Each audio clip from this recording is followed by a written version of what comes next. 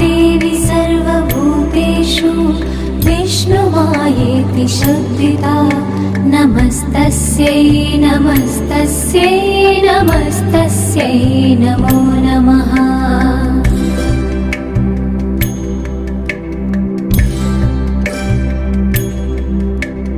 या देवी सर्वभूतेषु चेतनेत्यभिधीयते नमस्तस्यै नमस्तस्यै नमस्तस्यै नमो नमः।